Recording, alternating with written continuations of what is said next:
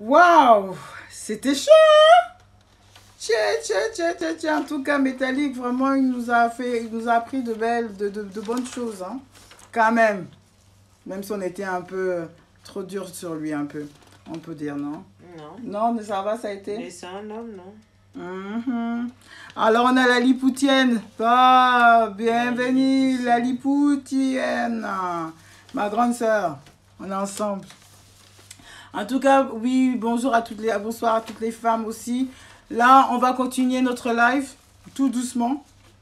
Parce que c'est maintenant qu'on a eu les deux côtés, les hommes et les femmes, ce qu'on attend. On a vu qu'on avait plein de points en commun avec le problème de communication, de sexe, de savoir dire des critiques et tout ça.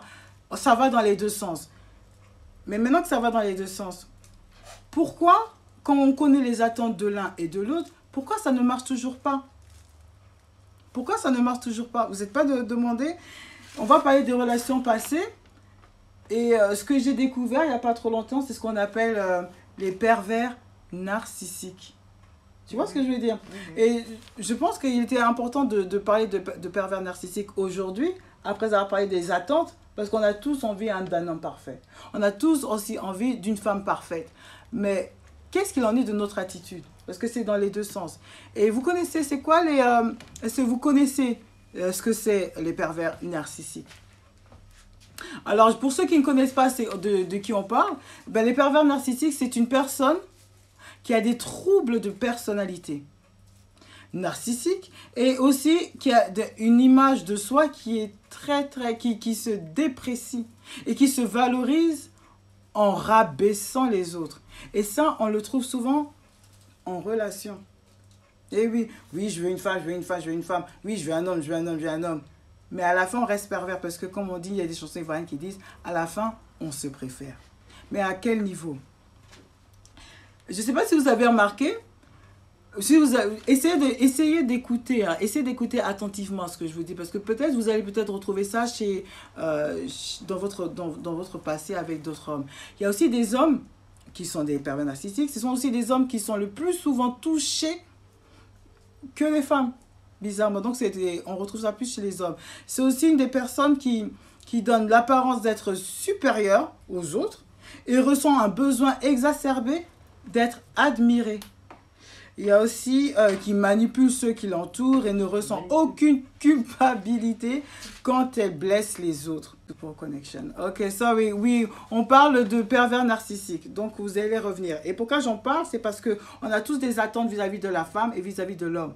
Mais à savoir que dans tout ce qui est en relation, il y a toujours ce problème de narcissique, c'est-à-dire qu'on va toujours se préférer soi-même. Mais à quel niveau? Et quand on parle de pervers narcissique, c'est-à-dire que c'est une personne, c'est souvent chez les hommes qu'on retrouve ça, qui prend plaisir à rabaisser les autres. Et ça, on retrouve souvent ça en relation. C'est-à-dire que quand on cherche la femme idéale, surtout comme on trouve ça plutôt chez les hommes, eh ben, au lieu d'accepter cette femme qui doit vous rendre heureux, vous prenez un malin plaisir à la rabaisser, à l'humilier, à l'enlever de tous ses bienfaits. C'est pas normal. Et ça peut nuire à l'autre personne. Des fois, on se dit, mais il aime, il est tellement attendri, il est tellement gentil, il est tellement comme ça, comme ça, comme ça. Mais quand il vous fait du mal, vous ne vous rendez pas compte qu'en fait, c'est un manipulateur.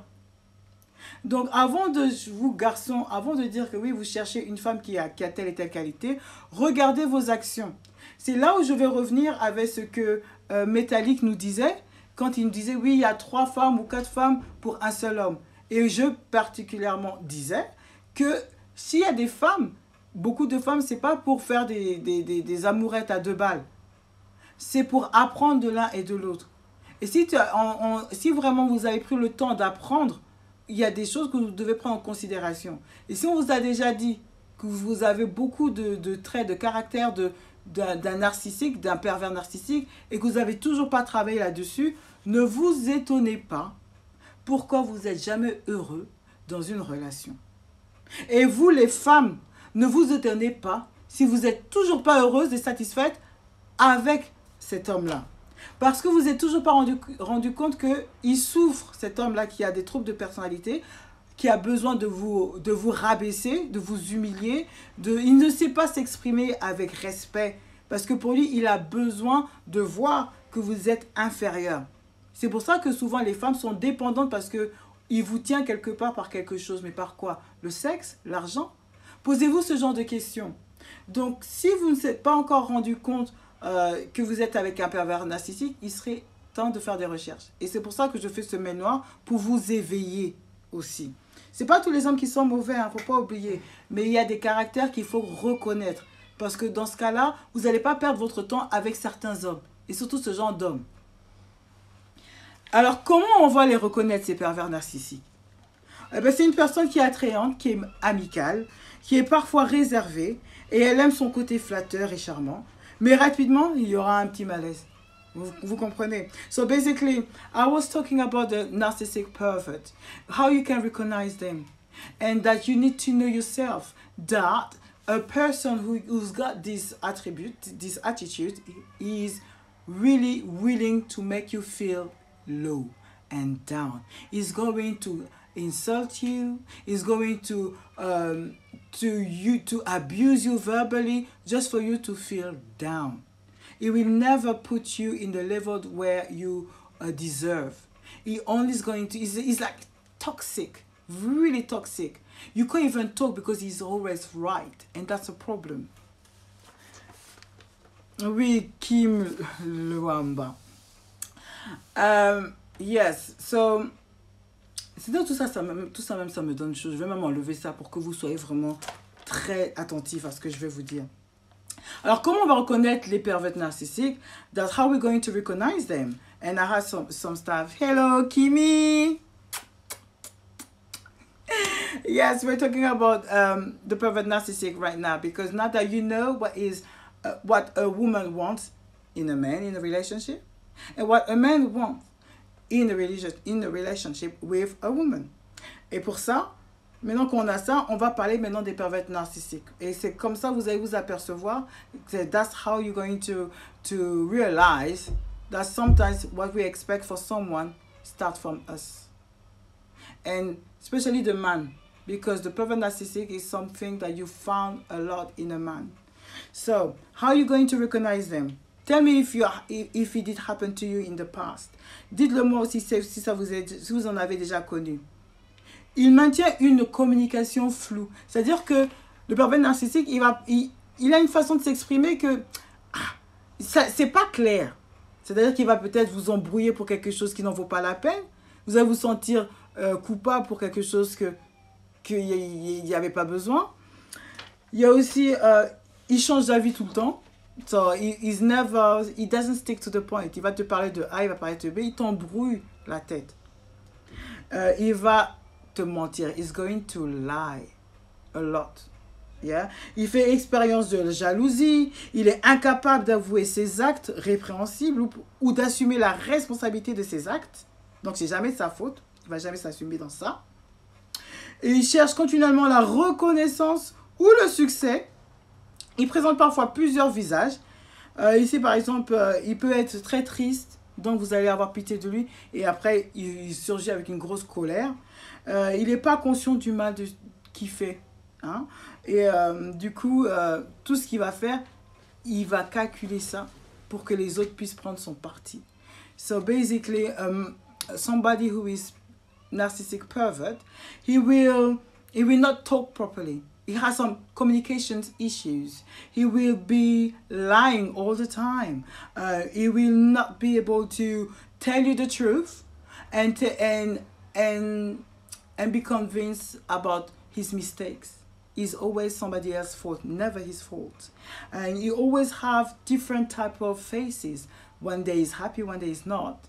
One day he's kind and he's not kind. And sometimes he's going to be sad so deep and straight away full of colère. La colère, comment on appelle? Angry. Of anger. So he's not consistent. Et pourquoi c'est important de parler de ça? C'est parce que dans nos relations, surtout quand on est avec des hommes, je parle parce que maintenant c'est pour les femmes avant tout, hein, c'est quand vous avez ce genre d'homme abusif, ne pensez pas que c'est vous qui avez eu tort dans la relation. il faut vraiment prendre le recul et dire que, ah, la personne, quand je lui parle, comment ça se fait qu'il a toujours raison? Il fait tous les autres trouvent qu'il a raison. Mais qu'est-ce qu'il leur dit en fait? Parce que moi, je vis la situation. Et je sais que ce qu'il fait, c'est mauvais. Donc, rappelez-vous des actes. Ne parlez pas avec les sentiments ou parce que ça fait des années que vous êtes avec cette personne. Regardez le ressenti de ces actes. Ça, c'est important. Et je vais aussi vous parler de la codépendance émotionnelle. Et on parle de codépendance émotionnelle, mais aussi de la dépendance émotionnelle. Parce que ce sont deux choses très distinctes. C'est très, très important Hey, Sheridan, what's up? What's up, what's up? So, oui, on va pas... Oui, hello, Rinka, bonsoir, bonsoir. Donc, la deuxième partie, c'est maintenant, je vais vous parler des grands problèmes dans la relation. Des gros traits en général, ce qui revient très souvent, ce sont les pervers narcissiques et des hommes ou des femmes qui souffrent de la dépendance émotionnelle ou de la codépendance émotionnelle. J'aime bien parler de ça, donc voilà. Et j'espère que vous allez apprendre beaucoup dans ça, parce que on a parlé la semaine passée des attentes qu'un homme, qu'une femme attendent d'un homme. Aujourd'hui, on a parlé de ce que les hommes attendent d'une femme. Mais maintenant qu'on a toutes ces attentes, qu'on connaît both ways, qu'on connaît les deux parties, comment ça se fait qu'il y a toujours des problèmes dans les couples? Parce que même si on se reconnaît dans certains traits, et qu'on a fait des efforts plus ou moins, il y a quand même les dessous de Palm Beach. C'est-à-dire il y a quand même des choses en dessous de cette relation qui ne marchent pas. Et ce n'est pas parce qu'on n'a pas choisi la bonne femme ou le bon homme. C'est tout simplement parce qu'il y a des problèmes relationnels qui sortent peut-être des relations que vous avez eues précédemment. Et pour ça, il faut savoir les analyser. Et en général, d'après les recherches, ce qui en ressort, c'est qu'il y a 3 types de problèmes dans les relations. Ce qui en ressort en général, il peut y avoir beaucoup parce que des relations, c'est subjectif. Mais on parle de dépendance émotionnelle. On va parler de codépendance émotionnelle et aussi de pervers narcissique. On a déjà parlé de pervers narcissique. Là, je vais parler maintenant de la dépendance émotionnelle. C'est-à-dire qu'un individu dont la personnalité est dysfonctionnelle le rend dépendant de l'autre pour son bonheur. Soyez très attentifs parce que comme ça, vous allez identifier dans quel genre de relation vous êtes et comment justement dévouer, dénier tout ça et améliorer pour le meilleur. Donc, je répète, la dépendance émotionnelle, c'est un individu dont la personnalité dysfonctionnelle le rend dépendant de l'autre pour son amour.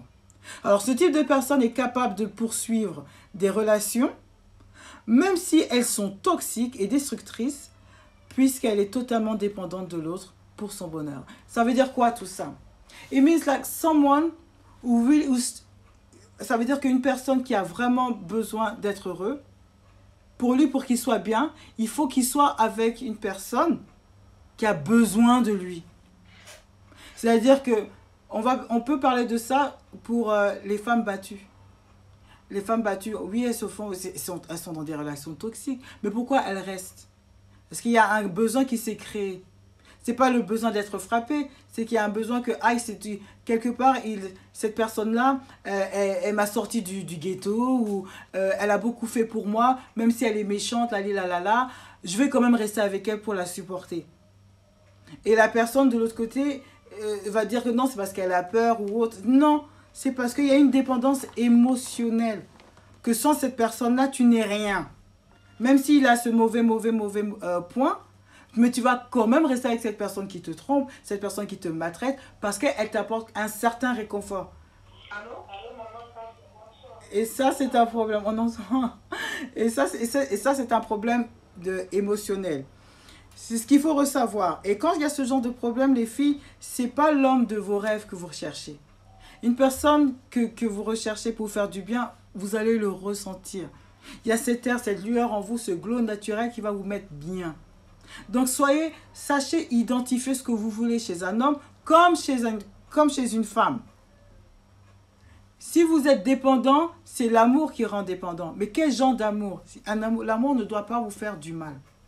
Rappelez-vous bien. La femme aussi qui souffre, ou l'homme qui souffre de la dépendance émotionnelle, elle n'est pas autonome. Et a un faible self-esteem. Elle n'est pas autonome, comme je vous ai dit, elle dépend de la personne. Elle considère l'autre personne comme essentielle à sa vie. Une condition nécessaire que quel que soit ce type de relation, elle va rester avec cette personne. C'est pour ça qu'il faut savoir, avant de vous dire que oui, je veux un homme qui soit comme ça, comme ça, comme ça, ou je veux une femme qui soit comme ça, comme ça, comme ça, cherchez dans quel type de relation vous êtes par rapport à ce que vous avez eu dans le passé. Parce que si c'est la dépendance émotionnelle que vous cherchez, il y a des personnes qui n'arrivent pas à être tout seules. Ça, c'est un problème. Pourquoi vous n'arrivez pas à être tout seul?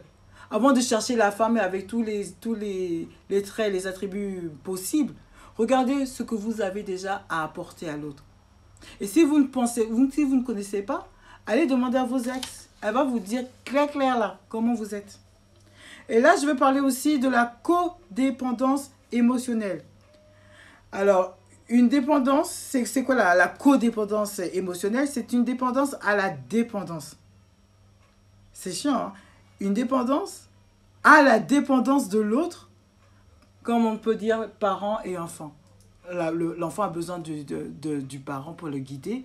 Et le parent a besoin de se sentir présent dans la vie de son enfant. C'est une dépendance. On a besoin de ça, de se sentir valoir, de se sentir au top de la chaîne. C'est ça. Mais ça aussi, ça se trouve dans les couples. La personne dépendante ne sait pas comment vivre sans son partenaire. C'est ça quand il y a des femmes qui souffrent des ruptures. Hein, parce qu'elle était habituée à la personne et sans cette personne, elle se trouve qu'elle n'a plus de valeur. Alors la codépendance, ça dépend finalement du besoin que la personne dépend de lui. Moi, j'ai déjà eu cette relation d'ailleurs où la personne avait besoin de se sentir homme. Mais pas juste parce qu'il c'est un homme. Il avait besoin de s'affirmer. Il fallait que la femme le rappelle à tout instant que oui, c'est toi l'homme de la maison. C'est toi c'est grâce à toi, je suis comme ça. Grâce à toi, l'homme, grâce à toi.